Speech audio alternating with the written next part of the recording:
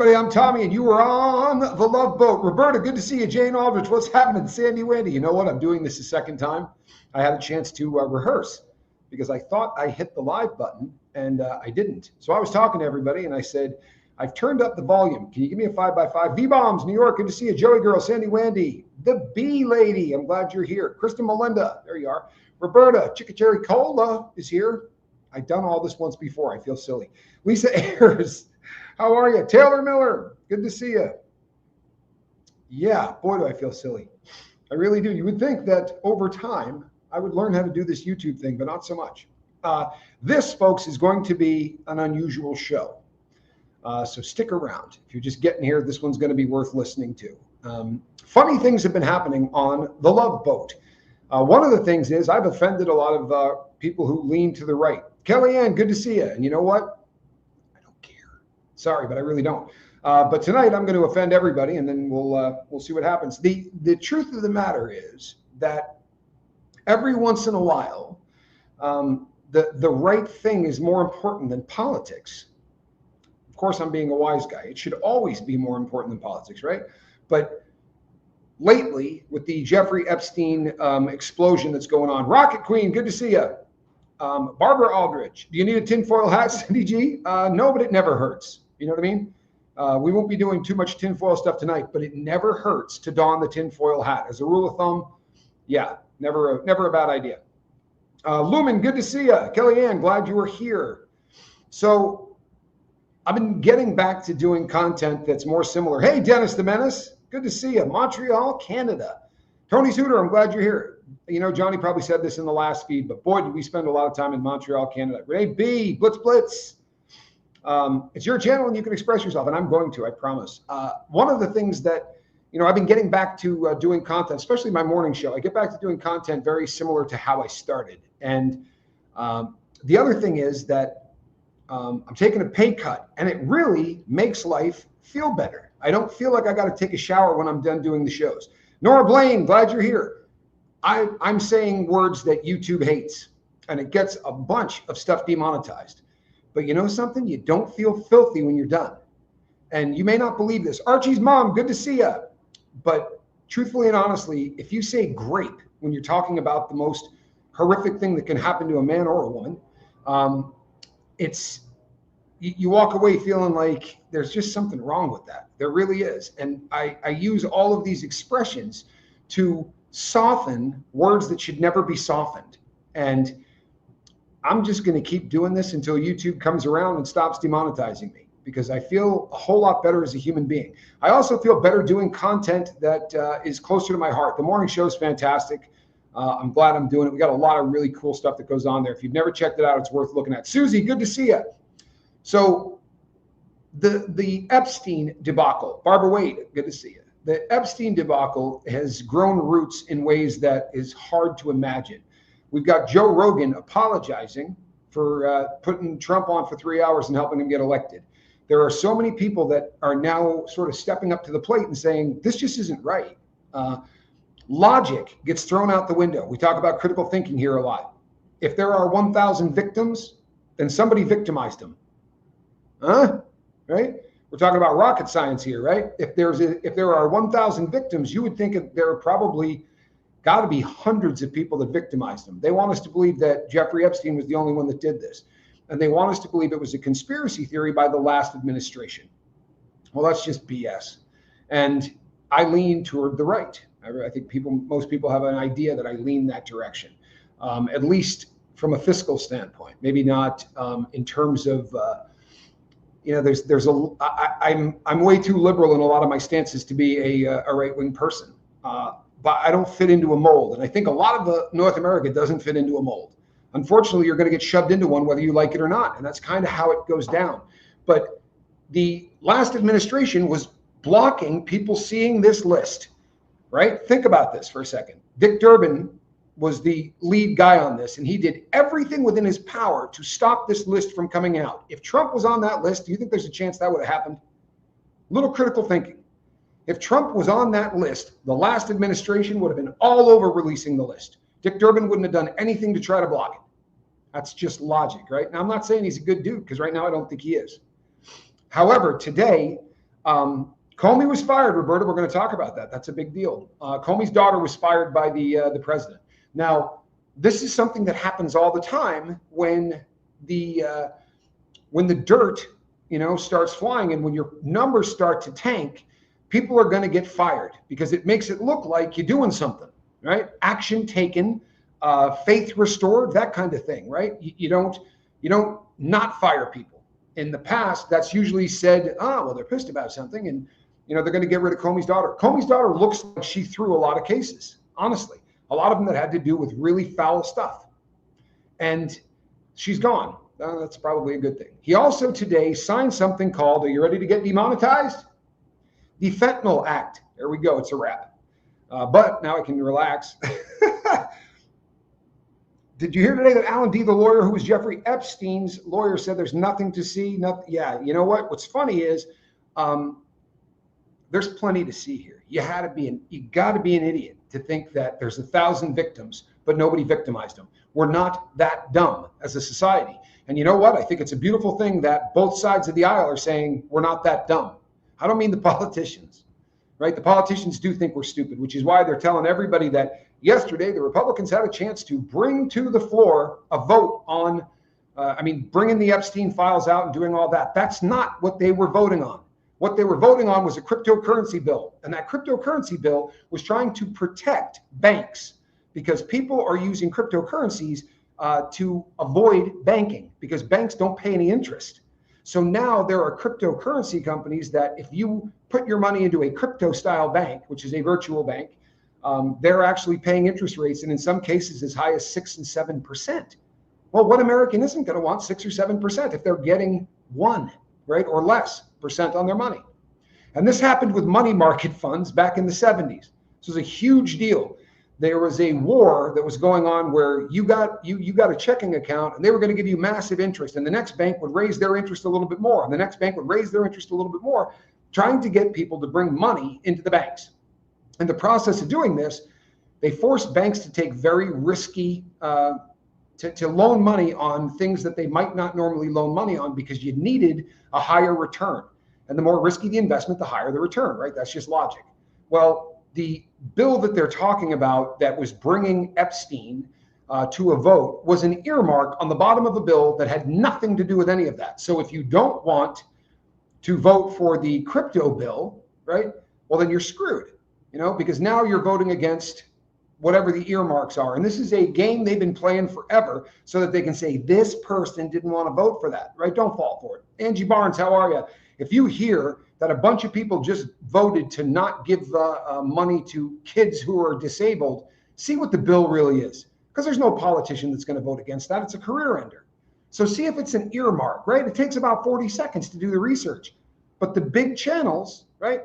The big American news channels, both sides of the aisles, aren't highlighting the fact that that had nothing to do with Epstein. That was just a stinking earmark. And it was a ploy because they knew that Republicans were going to vote against that bill. So now you got an opportunity to say, look at all of them. They wanted to release the stuff before. There are games going back and forth. So this fentanyl bill that was just signed sounds great, right? I should be really excited because what they've done is they've said the original drug is called alpha fentanyl. Alpha fentanyl is not what people are eating when they're eating those fake M30 Percocet 30 pills. It has no resemblance at all to it, other than the fact that some of the analogs, some of the basic building ingredients are the same basic building ingredients of fentanyl. But since it's not fentanyl, then there's a whole new can of worms. Hey, Ann from Mass, there's a whole different can of worms. Did I say hi to Angie? Hello, Angie. That gets opened. So I don't know why, when the first time they said to China, you can't ship fentanyl to the United States of America, they didn't go, and maybe any of the ingredients to make fentanyl, right? That would have been a really good idea, but they didn't, right? They happened to be the first go around for Donald Trump, were the people that first pushed through that bill.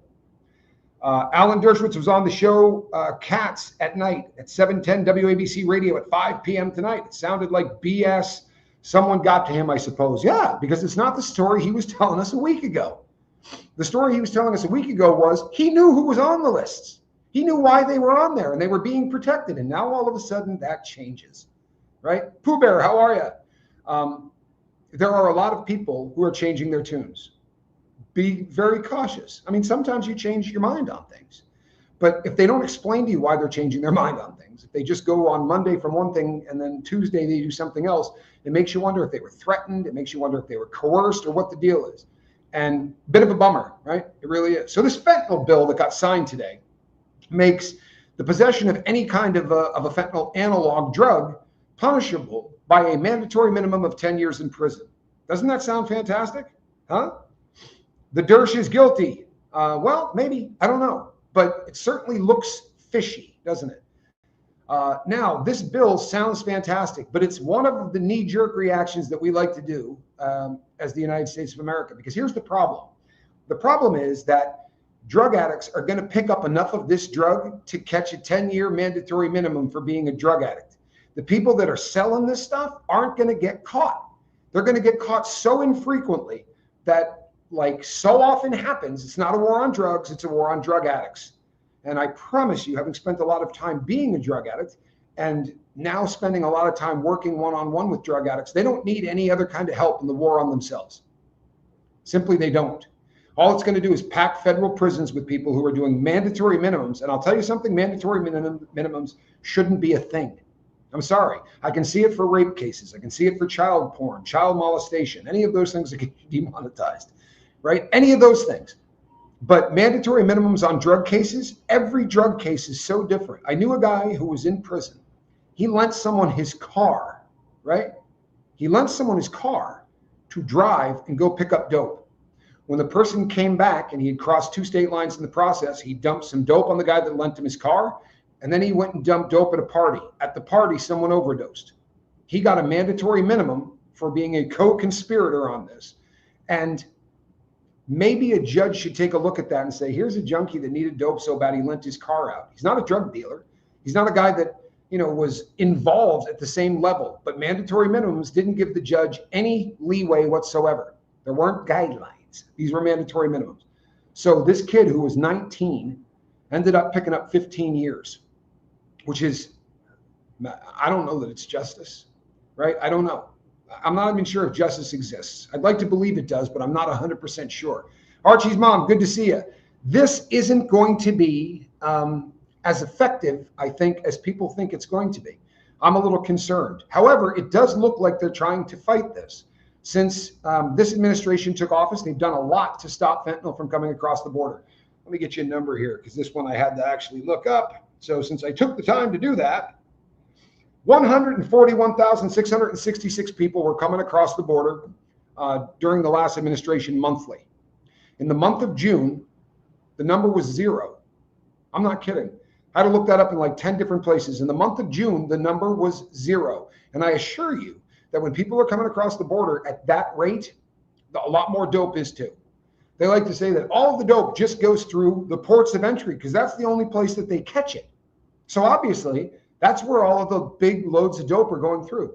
Well, that's where the big loads of dope are going through, to be sure. But when coyotes are bringing people across the border illegally, so many of them are carrying backpacks. And if you knew the amount of fentanyl you can put in a backpack, one of the other things that disturbed me was that they're claiming that car fentanyl is becoming a real problem on the street. I don't understand how that's a possibility. I really don't. If you've been on the boat for any length of time, you probably know what car fentanyl is. It was because fentanyl, right, and synthetic opiates like fentanyl have never seen a poppy plant, right? They have nothing to do with nature. They're made in a lab. If you start like you're making heroin, you can't get stronger than the plant, right? That poppy is only going to deliver a certain amount of bang for your buck, and you can't make the drug stronger. With fentanyl, you could just keep going like this and making it twice as strong, twice as strong, twice as strong. Carfentanil is made to knock out pachyderms, elephants. You need a painkiller for an elephant? Carfentanil is what you're going to give it. However, you cannot take 1/3 of a gram and put it into 4 pounds of cut and expect that to work.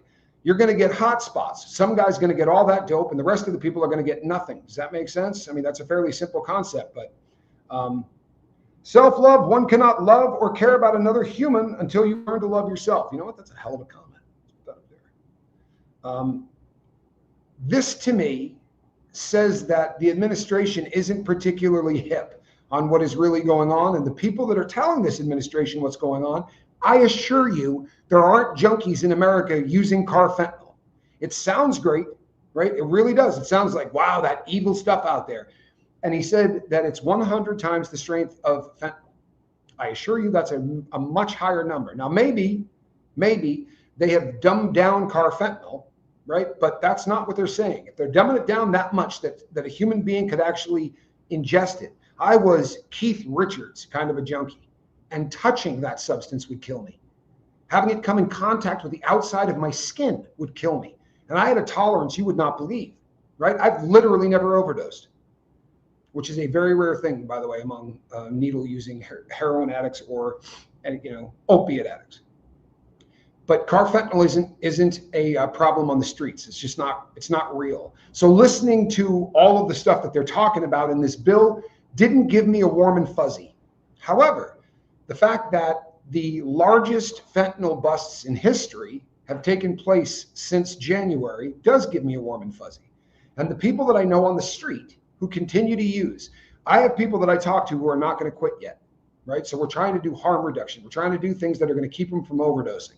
Trying to make sure that until they get to the point where we can get them ready to quit, that there's plenty of Narcan in the house. And by plenty, I mean 12 to 15 doses. Because there are so many instances where people needed to have fentanyl shoved up their nose. Now, these days, it is no longer an injection. It used to come in a little vial, and you would go right shoulder, right buttock, left buttock. And if that didn't do it, you'd start over again. But you would just continue to shoot it into the fat. Now, kind of looks like an inhaler or a nasal spray, and you just spray it up the nostril.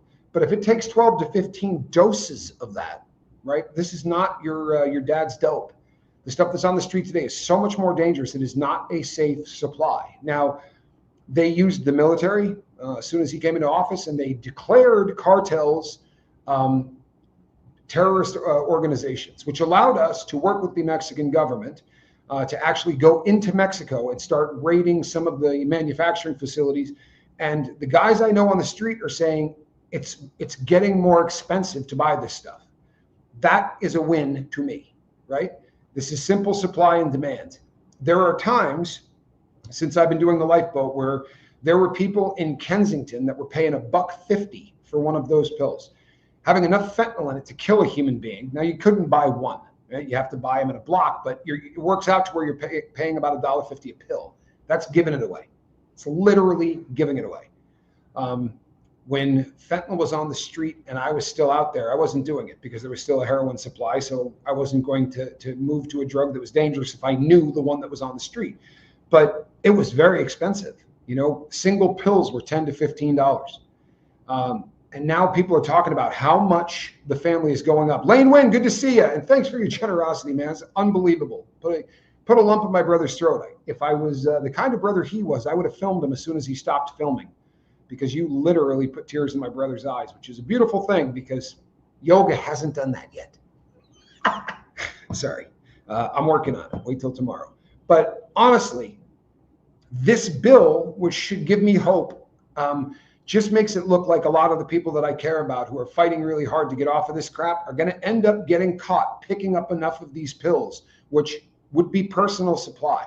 But the problem is when you're buying pills and you got a bag of them that have 40 or 50 in it, you look like you're selling them. That person's not a drug dealer. That person may sell 3 or 4 of the pills off to offset what they're paying for it, and all of a sudden they are a drug dealer. And a mandatory minimum is going to put that person in prison for 10 years. Where what they need is rehabilitation. And we have a thing in the federal system in the United States called the safety valve. And people used to joke about this in the feds all the time. The safety valve never happens. It literally never happens. People will say, oh, I got a safety valve because they told on somebody.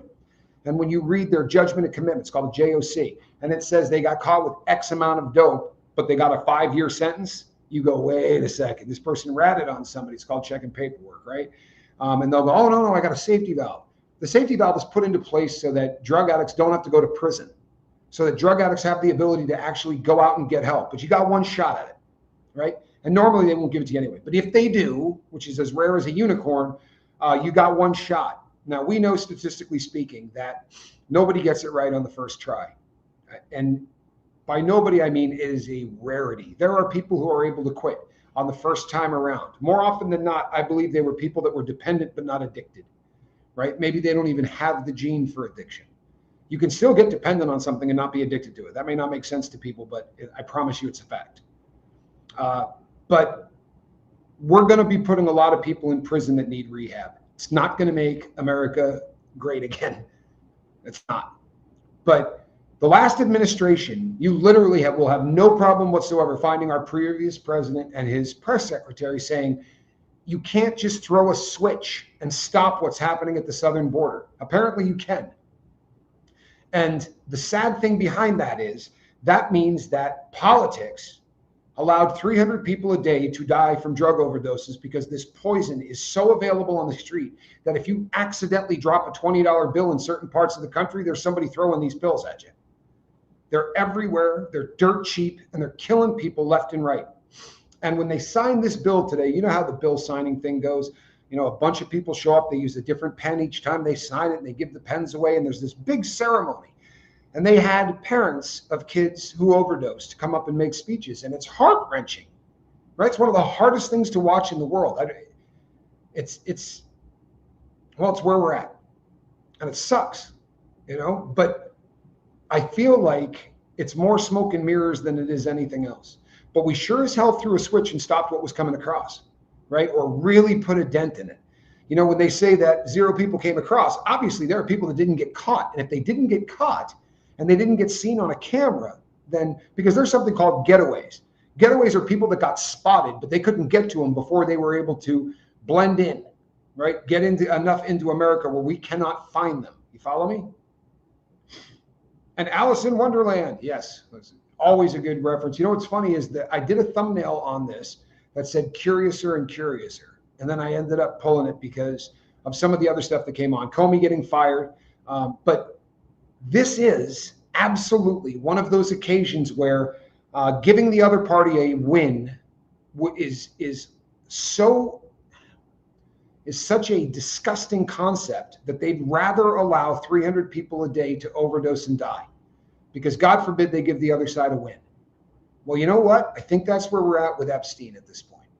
I really do. I think that the parties involved, and you know, I get a ton of emails from people to say it's obvious that the current president is on the list. If they didn't have him on video, why would he be blocking this? Oh, people, there's so many more reasons other than that.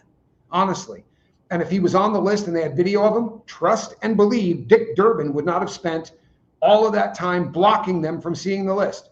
Both parties are blocking this. Now, the Democrats can scream at the top of their lungs that we want to see this. They didn't want to see it 4 years ago. They didn't want to see it at all when Biden was in office. Whether you're a left-wing or a right-wing politician, you suck. I'm sorry, it's the truth. The politics has become more important than the people that they're representing. That's an illness, and it's one that absolutely has to be stopped. Trump said today the list is a hoax. How could the list be a hoax? And I heard it. I heard it. This is why I say, you know what? I don't have any respect for the dude at all. None. Zero. In the same sentence that they will say that it is a hoax, they'll say that there's 10,000 images, right, or videos of kids being molested, that there's 1,000 victims. How can there be 1,000 victims and there not be a list of people that victimized them?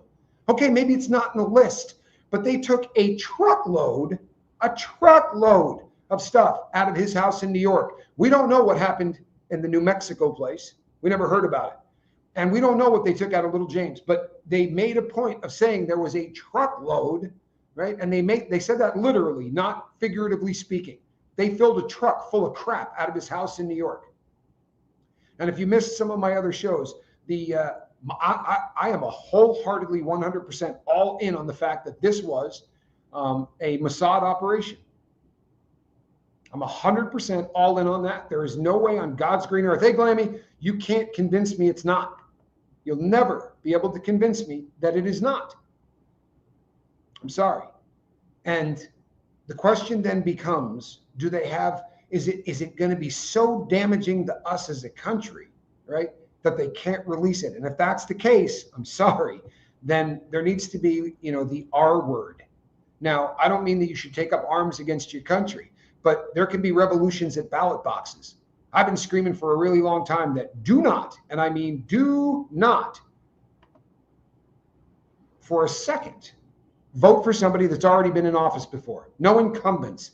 It would just be so easy if we had two consecutive elections where no one that had ever touched office gets elected again. They would get in there like the first people that created this country, that had jobs, right? Get some plumbers, get some school teachers, right? Get a couple of lawyers, some doctors, get people in there that intend to be there for 4 years and go home. That's what politics used to be. If Trump's not in the Epstein files, then Israel has something on him or someone from his family. I think that's more logical an explanation, right? Because if he was in the files, the Democrats wouldn't have blocked him. Plain and simple, they wouldn't have. Now, maybe, and you guys can weigh in on this. You're a wildly intelligent crew, so you can weigh in on this. Please do.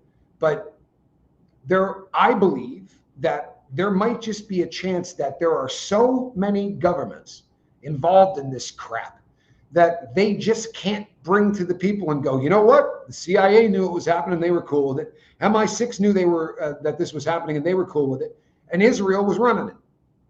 Now, if you do that, the American people are going to go, don't send any more military aid to Israel, right? That's got to stop. People are going to start holding politicians' feet to the fires on a whole lot of stuff.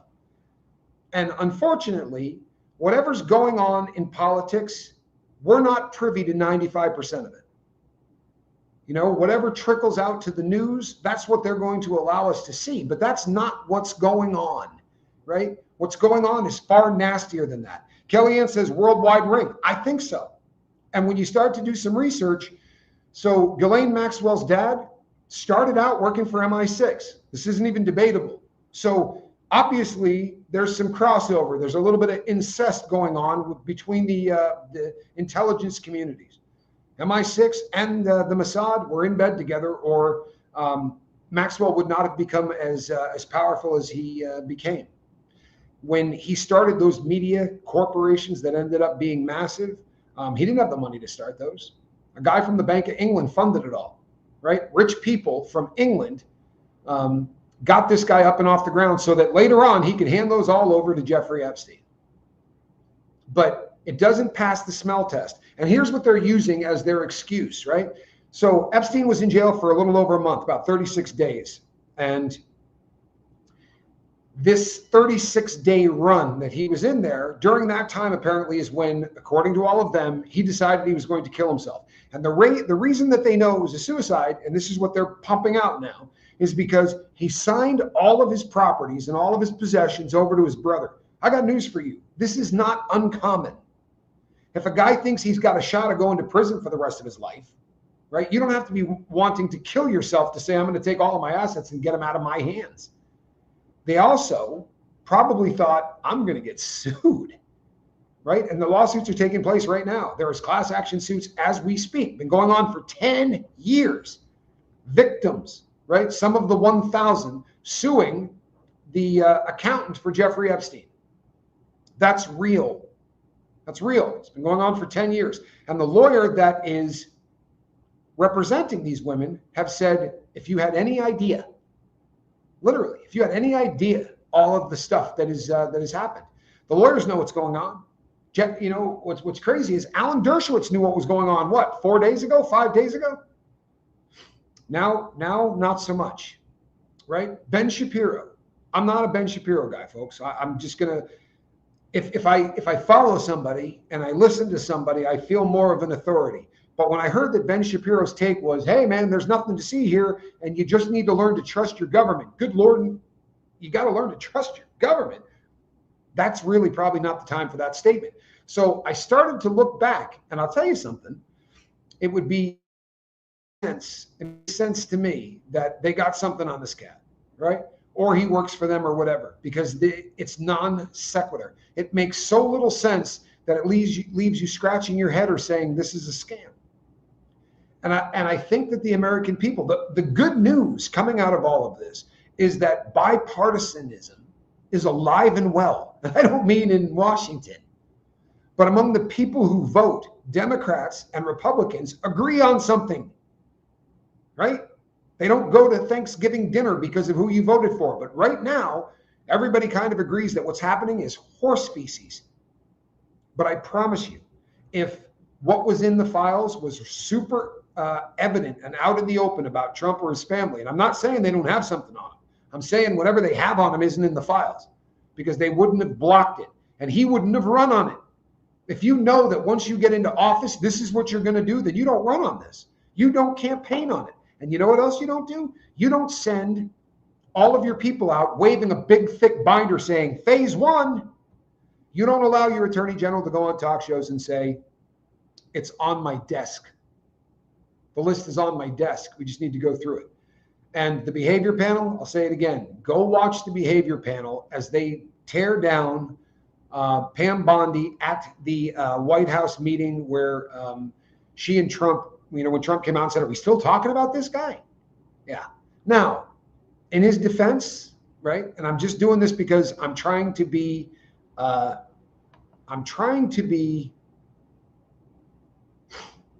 even-handed. In the president's defense, it's got to be a little bit frustrating if you're having a press conference and you're talking about kids who are dying in Texas, right, because of this natural disaster. If that's what you're talking about. Ben Shapiro said that Israel had nothing to do with the USS. Yeah, Ben Shapiro is there's not a lot of credibility there. It's got to be frustrating, though, if you're doing a press conference and you're talking about people dying in Texas, and the first question is, hey, on this Epstein stuff, I'm not giving him a pass. I'm not. Because what he said, if he had just said, hey, this isn't the time to talk about this, we're talking about something more important, which he did say, but that nothing to see here, no one's that dumb. Nobody is that dumb. Could Epstein simply be a distraction so we simply don't focus on tariffs, Medicaid, and deportation? I guess it's a possibility, Chickacherry Cola. It's a possibility. I don't think so. And the reason I say that is this distraction started a long time ago, right? When he went on Rogan, he talked about this. When he went to all of the campaign stops, he talked about this. When I get into office, Clinton is going to answer for how many times he got on that plane, right?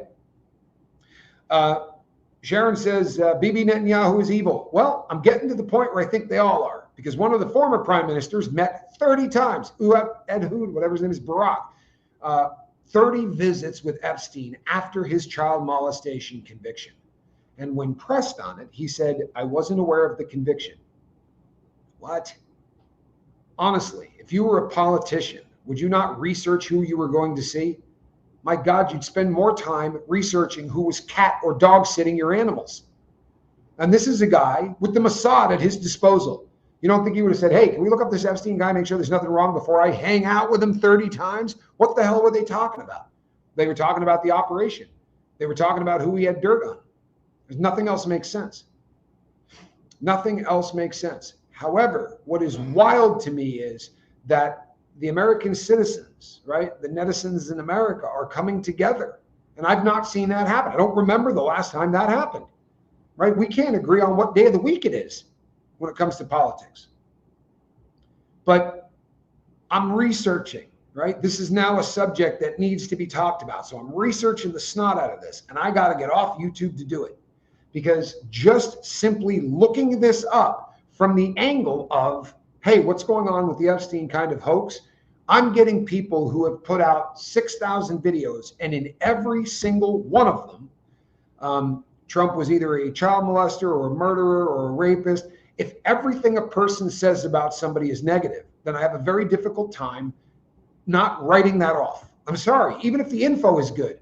You know, if that's your take, if that's your slant, and if all you're going to do is shred somebody, well, then I'm not shocked that you're shredding them now. Tucker Carlson did a short. There's a short out there, and I don't know whether he did it or someone grabbed a clip of him, but it's about a 1 minute short, and he says, you know, apparently I owe Jeffrey Epstein an apology. You know, I've been talking bad about this guy for a really long time, and it turns out he didn't do anything wrong. I mean, yeah, he had that case in Florida or whatever, you know, with the massages, but you know, since then he was a stand-up cat because there was nothing there, right? Maybe we owe this guy an apology. And then his poor girlfriend is in prison for 20 years, right, for selling children for sex to no one. Now, obviously, it's tongue in cheek. He's trying to be funny in a situation that it's tough to find any humor in. But that's what they want us to believe. And sometimes you need to pull humor like that to show the absurdity of it, right? There's no one on planet Earth that doesn't think Jeffrey Epstein was the lowest piece of human trash that ever existed. But now it's a hoax. So how are there 1,000 victims? There can't be 1,000 victims. They're Edomites, not real Jews in charge of Israel today, just like King Herod the Great was way back then.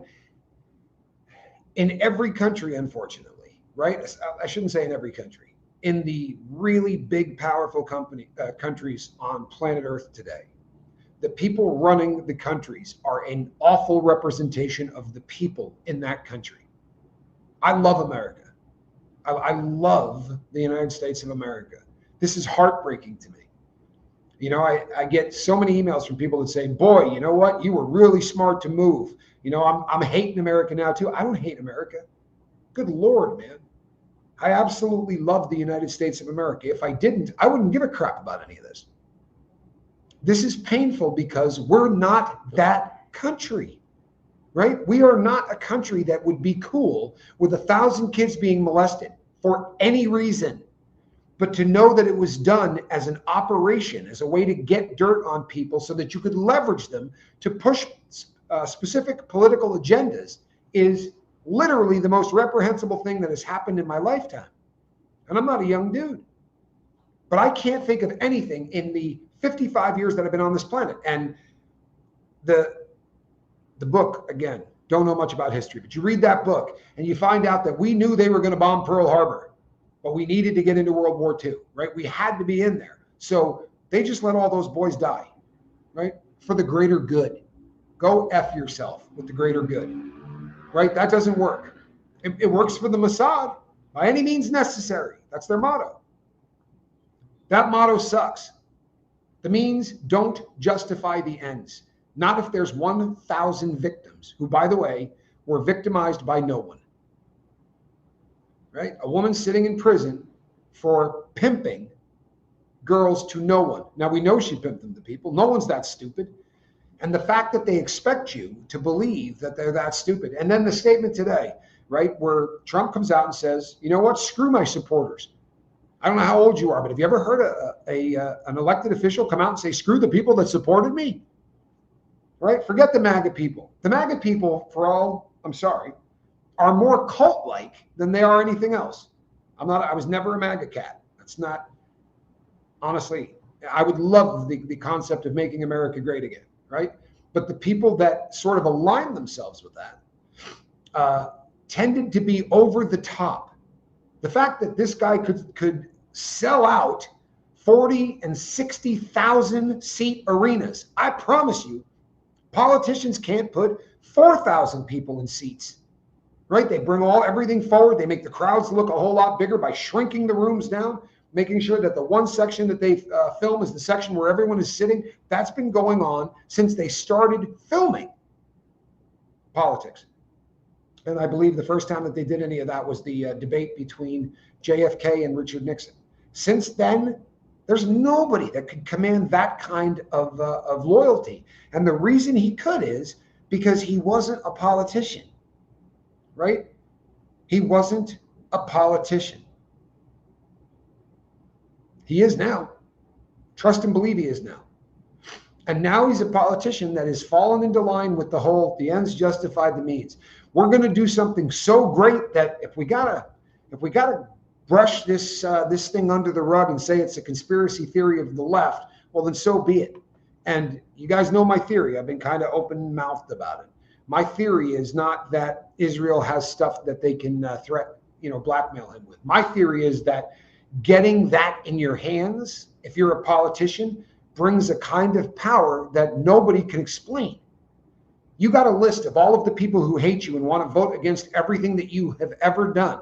And you find out that 25 of them have slept with kids, and maybe you got video of it. Someone said last night, the ring of power. Honestly, that's such a great illustration. If you've ever read Tolkien or you ever watched the movies, that ring of power could allow you to do anything, but it's going to absolutely destroy your soul. You're never going to be the same. And I feel like he got a hold of the ring. And you know something? I hope I find out that I'm wrong. Rip Curl, good to see you. I hope I find out I'm wrong. I'll be really stoked to come on here and saying, yeah, I was way off on that. Trump is aging, says Sharon, from stress. He's also old, right? He's not a young guy. And there are times when we see him that, the 25 people that were necessary to make that hair look like that. Have you ever seen any of the clips of film where his hair gets it's out in the breeze and it's like 9 feet behind him? That's the world's greatest comb over, right? And there are times it's perfect. And there are times the makeup is perfect. But if I change the lighting in this room, you will see me in a way that you've never seen me before. And I think that now we're looking in ways that we never have. I wholeheartedly believe the stress on the guy today is not like it has ever been before, right? Makeup on his hand is covering up bruises. I think the makeup on his hand is probably covering up liver spots and age spots. I think that this is a man whose vanity knows no end. He's also a guy that took Marla Maples on a ski trip with his wife. And I'll tell you what, folks, make that make sense to me. Make that make sense to me. I'm sorry, that doesn't make any sense. I mean, it makes a lot of sense, I guess, but in a way that makes you question everything else about the cat. And I'm a convicted bank robber. Like, I got balls to say I'm judging somebody for the things that they've done in their life. But he did this recently. Whatever he did in the past, I'm really good at forgiving people for past sins. I have to be, right? My faith is based on it. But if you continue to do the things that made people question you, and I'll tell you what, this isn't going to make me popular. I could probably watch my subscriber count drop. But I never bought the rape charge at all. That story was such utter horse feces. As famous as that cat was in New York, for him to duck into a store and rape this woman that he had never met in a bathroom, in a changing room, didn't hold any water with me. It didn't. Just like I don't think Brett Kavanaugh was guilty of any of the things that woman popped up and said that he did. Because we've gotten to a point in politics where if someone is going to win, we will find somebody that says they were raped by him. That person will wait 30 years to bring up word one about it. And people go, yeah, he got convicted. He got convicted in the Southern District of New York, right?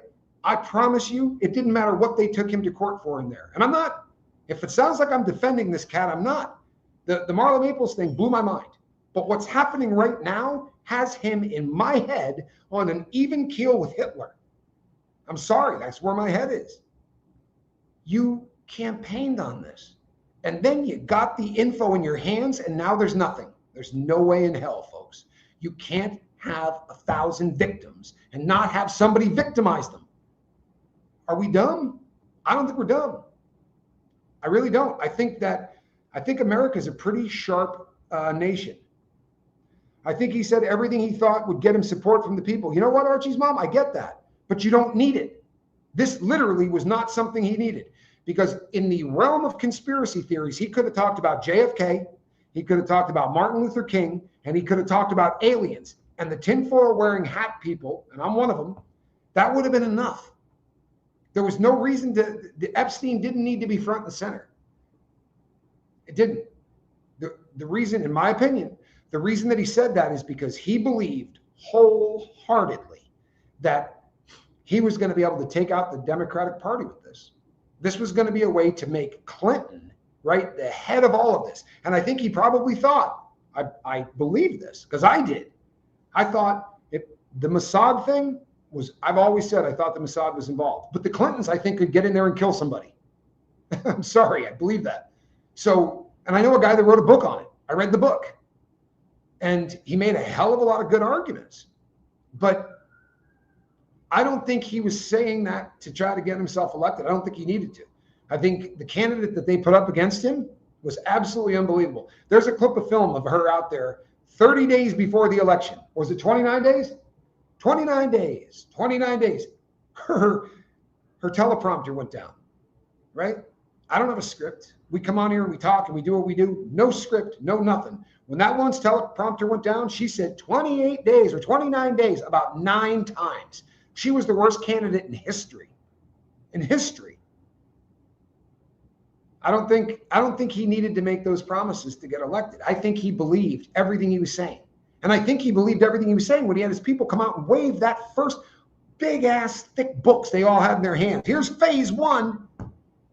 And then he got a hold of that ring of power. And then that big, beautiful bill got passed, right? And a lot of other things are falling in the line. And it makes me wonder, right? Because these people hate him. They're going to give him a win? Well, it gets real easy to get people to give you a win if you've got a half a dozen or a dozen of them on film. You're going to see people vote in ways where you go, that doesn't make any sense. I felt that way about the head of the Supreme Court. When they were talking about Obamacare and you were like, yeah, that's dead. Guaranteed it's dead, right? You had the balance of the court was so far leaning right. And the way that they pushed it through was to say it's a tax, right? When the guy that wrote the bill said it's not a tax, it's not a tax. I thought to myself, what have they got on him? And I'm a cynical guy. You know, I am. I'm a cynical guy. Maybe it's prison. You know, maybe it's the life that I led. You know, I've not lived the best of lives. And maybe it's made me cynical. Or maybe it's because where I ended up doing time, like I did time at a prison yard where Freeway Ricky Ross did time. And this was a guy who got his cocaine from the CIA. There's a documentary called The Last Great White Hope. I believe that's what it's called. If I'm wrong, I'm not wrong by much. And it's amazing to see this documentary, to see a guy from the CIA who's in hiding come out and say, yeah, we got the cocaine to this guy. And he said, you know, in all of this, I feel the worst for Freeway Ricky Ross. And that says a lot about the CIA, because the number of people that got shot during the crack wars, the number of grandmothers who had their throats cut so that somebody could take $30 out of their purse to buy 3 10 rocks, and who he felt the worst for was Freeway Ricky Ross.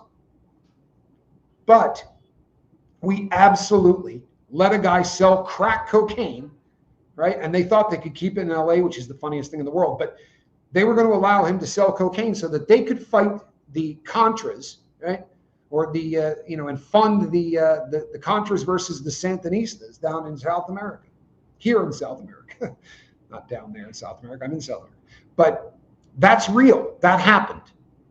When Vietnam was cooking, we were over there with Air America and we were bringing heroin back to the United States. These aren't conspiracy theories. This isn't tinfoil. This is history. We've been doing this everywhere where we go to fight. We bring the dope that's local home, and all of a sudden there's a coke problem, a heroin problem, a crack problem. That's not an accident. It's not. It's also not an accident that we let the Sacklers do what they did. And you can say, well, you know what? Maybe they didn't know that OxyContin was going to be as bad as it is. Here's the problem with that. The Sacklers went up to Congress and said, boy, oh boy, did we screw up on this one. We need to reformulate this so people can't smoke it, shoot it, or snort it. That sounds good. You know what it did? It stopped them from being able to make a generic form of the drug until the Sacklers had perfected the new recipe. All it did was allow them to make a stink load more money. And guess what? You couldn't smoke an Oxy 80. You couldn't snort an Oxy 80, right? You couldn't shoot up an Oxy 80. They managed to fix the time release content so that none of those things could happen. And then they released the Percocet 30, which was an OxyContin 80. Real shocker that every single pill that comes across the border is stamped to look exactly like that Percocet 30. Those M30 pills, right, that are causing 300 deaths a day, that's not an accident. You see, what happened is typical knee-jerk reaction in the United States. When all of the people were abusing the crap out of that drug, right? When all of the people were abusing the crap out of that drug, the cartels got, they get the memo. They're nothing if not good at what they do. So all of these people out there weren't saying, hey, you guys got any heroin? They were saying, can I get the pills that they stopped me from getting? Because the knee-jerk reaction went from, you can write a prescription to anybody for this stuff. For real, you got menstrual cramps, you need some oxys, right? You got falling arches, you need some oxys. You get migraines, you need oxys. They gave it to everybody. And then the government came out and said, nope, don't write any prescriptions for this stuff. They made it they started arresting doctors for writing prescriptions. Now, legitimately, most of the doctors that they arrested were writing so many prescriptions daily that they literally had to be writing a prescription every 6 seconds. Not possible. I sat on an airplane next to a guy, and the dude that was sitting next to me on the left goes, what do you think this dude's in for? He was Indian. He was from India. And I said, I guarantee you he was writing the scripts. He had the most delicate looking hands you've ever seen. And I just looked at the guy. I said, you a doctor? He said, I was. It got really out of control. There was OxyContin tourism.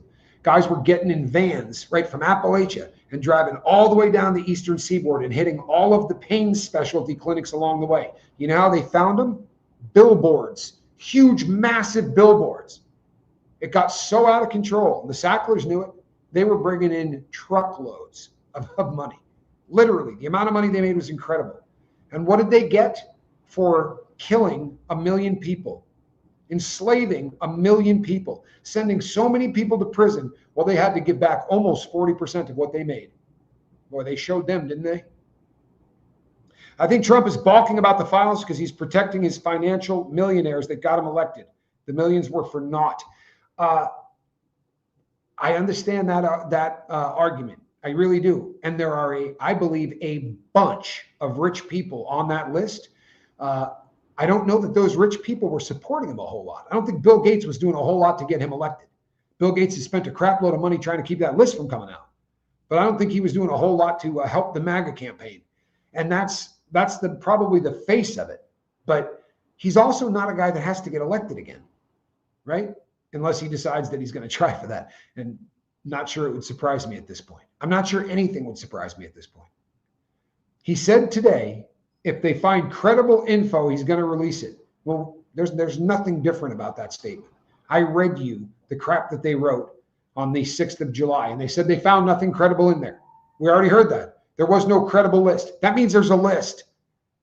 Or you would have said there's no list. The fact that there's no credible list, we did a show on this, the first show I did on this. It's all word salad. You put the right word into a sentence and you change the sentence completely. There's no credible list. Okay, trust and believe there's a list. They're just saying it's not credible. Show us the uncredible list. Right? Let's see the incredible list. Well, let us decide. We're a pretty slick country. Let's get a look at that list and we can all have a vote on whether or not this thing happens to be real or not. They say there's no list because they mean it literally. He did not write down a list. I think there's something to that. Nothing credible, and now it's a hoax. Well, the reason that he went with the hoax thing, in my humble opinion, is he thought that the MAGA crew would jump on that, right? If it was Obama and Biden and those people, well, hell, they'll fall right in line for that, right? Because we're so dyed in the wool in our political stances that this should be a lock. If I can just put it on the people that I've been hating on for the entire time that I ran, and unfortunately, that was really the case. I remember watching him sell out these arenas, and my take was he's not really talking a whole lot about what he's going to do going forward. I told people on my channel I was voting for one issue, and that issue was the southern border, because the people that I talk to every day and try to get sober were dying. I could tell you their names. If you've been on the boat a long enough chunk of time, you watched me put a tie on every time one of them overdosed, right? And one of them in particular, who, because of the age of this person's children, I won't talk about them again. The family really nicely asked me not to because the kids are getting of an age where the internet is now a big thing for them. But I love this dude. This wasn't just a person that was in the chat. This was somebody that I worked with every day, one-on-one.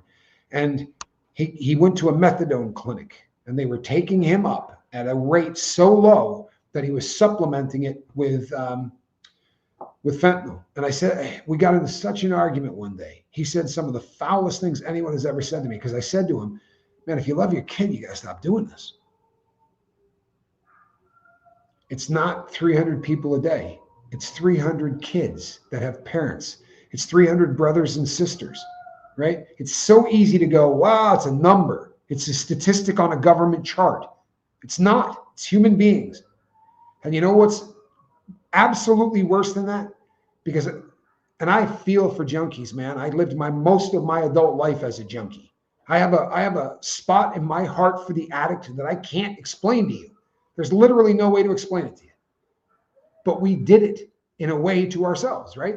It's a disease, but it's a disease of choice. If you never, ever started messing around with the substance, if I never put a needle in my arm, if I never started taking pain pills, then this is something that could have been avoided.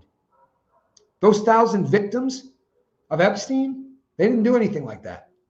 There was nothing that they did to become victims. They didn't ask for any of this. They didn't somehow, through a mistake that they made, end up a victim. Harvey from TMZ said it's people's money trail and the girl's name with dates. Yeah, they'll change that tomorrow. I mean, that's the sad thing, right? I mean, that's what Dershowitz was saying. Harvey heard it from two people who are in office. But, you know, I was watching some stuff. I was doing some research. And I don't know if you know who James O'Keefe is, but James O'Keefe runs something called Project Veritas. And he sits down with a guy from Pfizer. And the guy says to him on tape, because he doesn't know who he's talking to.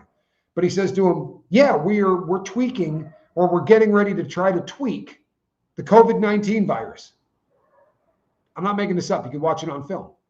And O'Keefe says to him, yeah, well, there's this guy named O'Keefe or something, talking about himself. He goes, Project Veritas, he goes, yeah, Project Veritas. The guy's an idiot.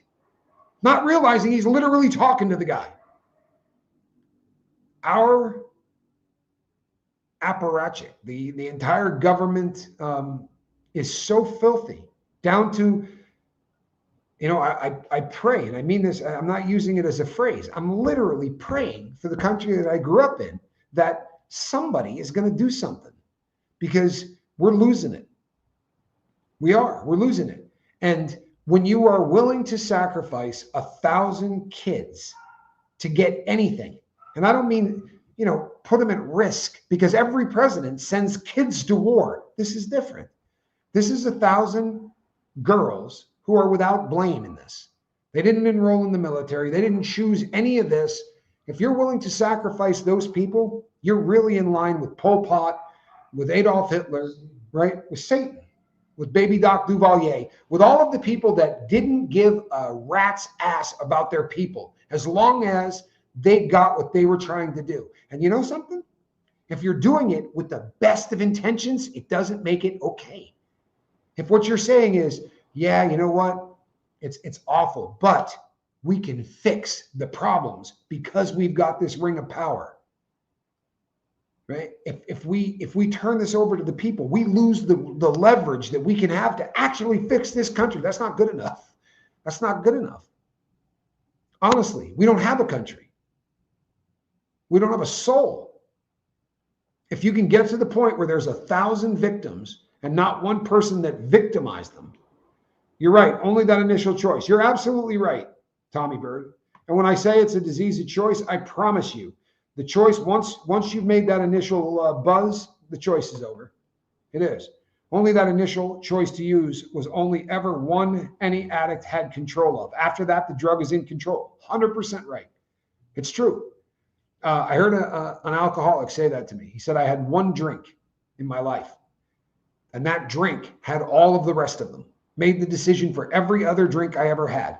And, you know, I've said this before, and it's been said as a joke in the past about cocaine. But, you know, I did a shot of heroin and I was a new man.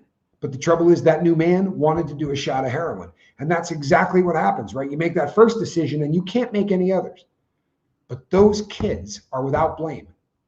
And I know enough about that subject matter to know that being molested, you're never going to be the person that you were before.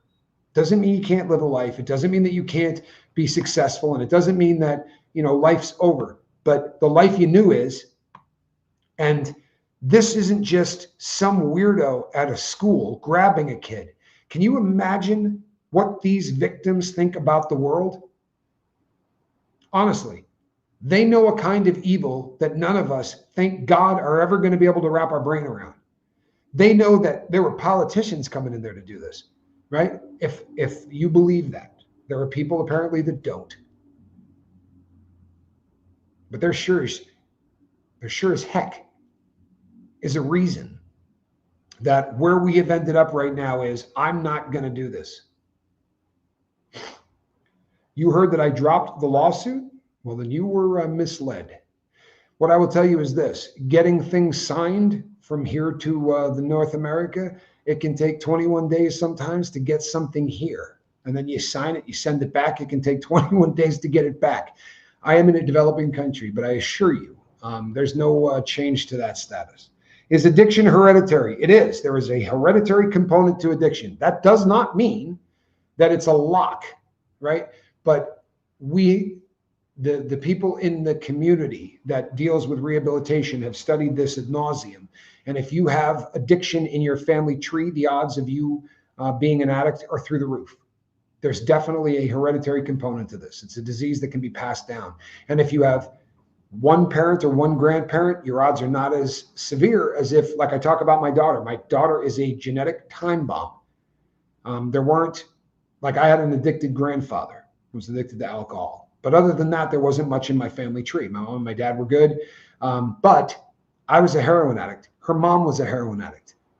Her mom's dad was an alcoholic. Her mom was an alcoholic. So my daughter, we started talking to my daughter when she was so young, it was just insane that you're a predisposition time bomb. You're a genetic ticking time bomb. If you try this stuff, any of it, the odds of you reacting to it differently than the next kid are through the roof. And it's the sad thing is that for a very long time, if you did drugs, the last thing in the world you're going to do is tell your kid, because it feels like you're giving them permission, right, to then go use. Well, mom and dad did it, right? Why the hell shouldn't I try it? But that kind of honesty, saying to a child, we almost lost our lives. We lost everything. Honesty is never a bad policy. And I think that's it's what we're seeing right now. There's a lack of honesty. There's a lack of transparency. And the only good news that's coming out of this is that I think it's bringing the country together in a way that won't happen before. It's terrible. So true. People who lock up others and write laws with little girls, and the girls seeing that behavior by those figures, it's got to be traumatic. I can't imagine.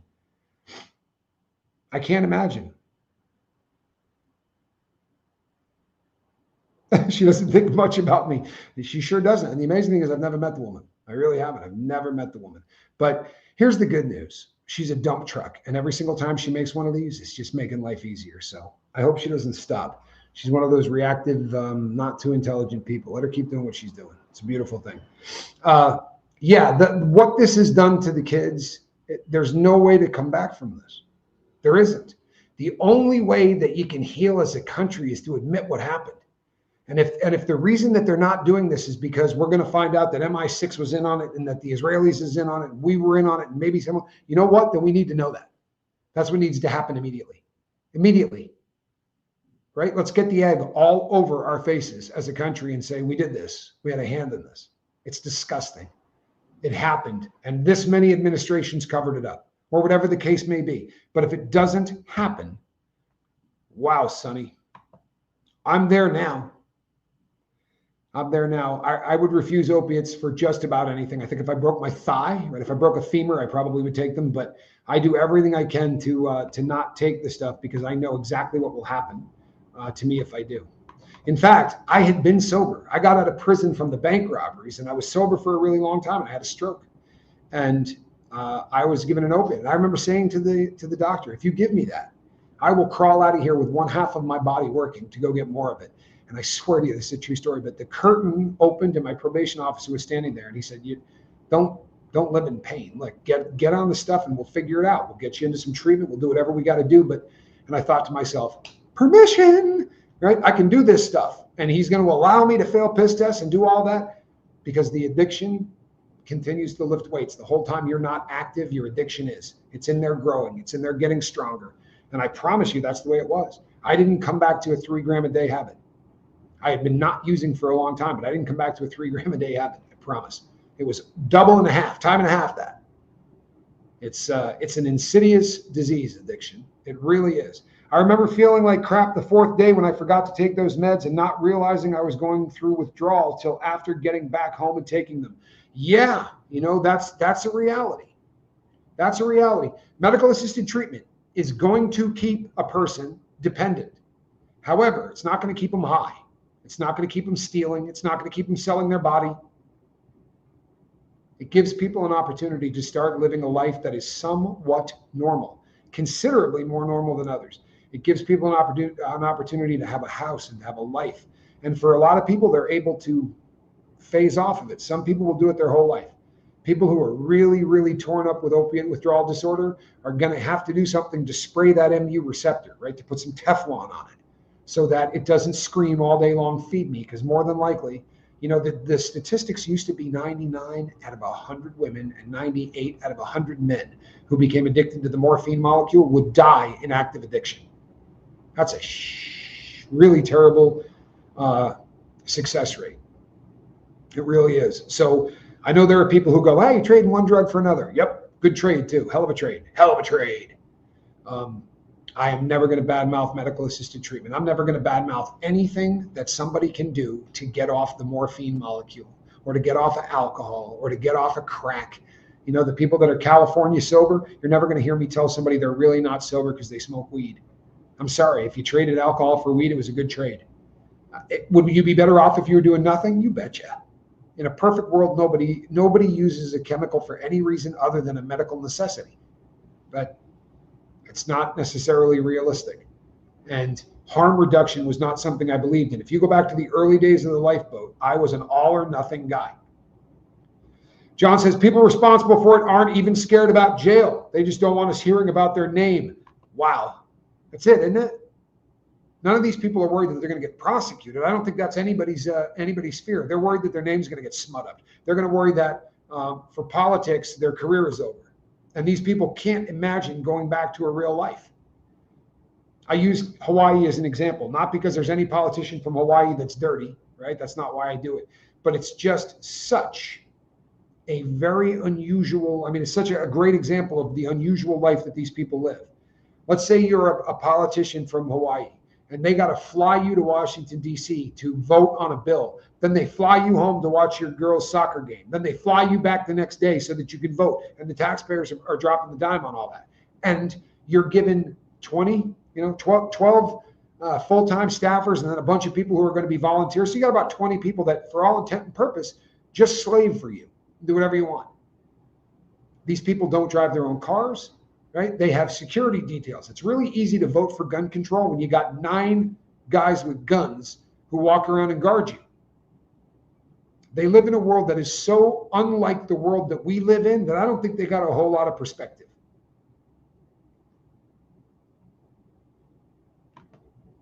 In a lot of states, like Michigan, if you have 2 DWIs, even under 25 years old, your life is pretty much ruined for a good job. Helps to be rich and never get convicted. You're right. You're absolutely right. And I'll tell you something. This is something I know a little something about. You better become an entrepreneur. You know what I mean? Because the jobs that you're going to get coming out of a prison, like a federal prison, I crawled through the belly of ships and I'm claustrophobic. But it was the job I could get. And, you know, I did all of it on YouTube. On Instagram back in the day. I filmed everything. My hands would be that big from sandblasting because I'm not a young guy. And holding that thing, my hands would get so big that I couldn't close them. And I would go to work every single day because to not go was tapping out. And there were so many people that couldn't get a job, period, that I thought to myself, whatever the hell they do to me here, I got a job. Somebody took a shot at me. I'm not going to show up late. I'm not going to blow this off. I don't care how much I hurt. I'm going to show up and I'm going to work. But it was awful.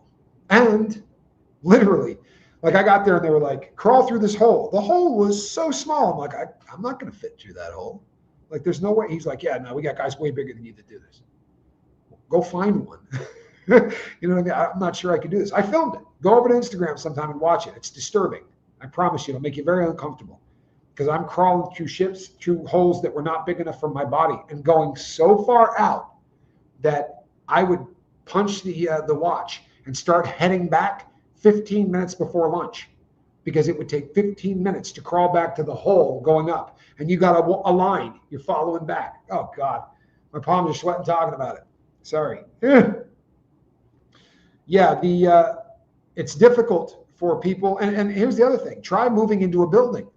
Like if you try to live in New York, most of those buildings are condos. They're going to vote to see whether or not they're going to let that person move in. And if you got a felony, forget about it. right? Forget about it. There's no chance in hell you're moving into one of those buildings. But your debt to society is paid. Your debt to society is never paid. It's why it is so important that we educate the people that are coming up, our kids. I've talked to so many parents, and I say, here's how it works. Your kid starts smoking weed, and it's no big deal, right? It's weed. Who cares? But then the kid realizes that at $300 an ounce, if he can pick up 3 ounces from the guy and he can sell 2 of them, then he gets one for free. He marks it up and does all this stuff. And you know what they call that? They call that drug dealing. And when they catch you for it, they're not going to go, it's just a kid trying to pay for his weed. No, he's a drug dealer. He isn't. He bought the weed from a drug dealer. But I promise you, that's how they're going to do it. It's frightening. It's frightening the world that our kids are growing up in right now. At least when we were kids, you ran the risk of ruining your future, but you didn't run the risk of dying every single time you tried to use. Now you buy cocaine and there's fentanyl in it. You buy speed and there's fentanyl in it. Doesn't make sense, does it? I mean, not from a drug standpoint. It's pretty ugly. Trifocals at 69. Yeah. I'm almost blind too, but however, I'm in a place now where I can probably afford to get my eyes fixed, which is kind of cool. That's another thing that really bums me out is living here now. I'm not buying off brands. I'm buying brands exactly the same brands that you're buying, but you're paying $4.50 and I'm paying 65 cents, which would lead you to believe that they can be sold for 65 cents. But the problem is every greedy bastard in the entire country is putting a nickel on top of it. By the time that it is all worked out, I could go off. I'm not gonna. Please do me a favor and become really heavy-duty critical thinkers, because they are going to pump enough BS on this particular subject. I mean, there's going to be more BS that comes out on the Epstein stuff than everything else in our lifetime. They're protecting a lot of people, and I don't know who those people are. I'm not pretending to. But they're protecting a lot of people. Maybe it's the intelligence communities of a lot of countries. But there's 1,000 victims. Nobody listening to me is stupid enough to believe you can have 1,000 victims and not have people that victimize them. That's not a hoax. If it was a hoax, there wouldn't be 1,000 victims. If it was a hoax, there wouldn't be a truckload of evidence. And allegedly, they pulled a handful of passports out of the guy's safe. I want to tell you something. You're not getting a handful of passports without a intelligence agency helping you with that. I promise, right? I'm in the process of getting a second passport. It's going to be a 4-year process. But this guy had a stack of them. Nothing smells right here, folks. Nothing. And what they want more than anything in the world is for this to go away. And you know what? What's not going to allow it to go away is people like the people listening to me right now. We got to keep talking about it. You got to share, and I'm not just talking about me, but if you see anybody talking about this and it resonates with you, share it. Send it out to a bunch of people. Because there's a lot of people on both sides of the aisle that aren't critical thinkers. There's a lot of people on both sides of the aisle who are screaming today, the Republicans had a shot at bringing this to a vote, and they decided not to. It's not true. It's not true. And I don't have a problem crucifying the Republicans. I promise you. I don't care. Anybody responsible for this, I got no problem holding their feet to the fire. I don't care which party it is. Because left, right, blue, red, they all suck. Until there's never going to be justice. So don't misunderstand me. But until there's some level of accountability for the 1,000 victims, then both sides suck. Can't just throw a switch and make that border stop. Yeah, you could. They did. 0 people from, let me check that number again here real quick. I don't want to misquote it. 141,666 on average a month. To 0, you could throw a switch. They did. They threw a switch and it stopped. If they had thrown that switch a while ago, the families that got up today at the signing of that bill to talk about losing their son or daughter would have nothing to talk about today except how their kid was doing in school. It's disgusting. It's absolutely disgusting. All right, people, don't move. I am Tommy Scoville, and this is A Cat in a Basket. You thought that went away, didn't you? How about that? That is a cat in the basket. Between now and the time I see you tomorrow morning, and I hope I see all of you tomorrow morning, because what we talk about here is important, but what I talk about in the morning will change your life. For real. I got answers in the morning. Here I have questions. Come by in the morning, I actually have answers. Between now and the next time I see you, put a little love in your heart and don't believe the BS. See you on the next one.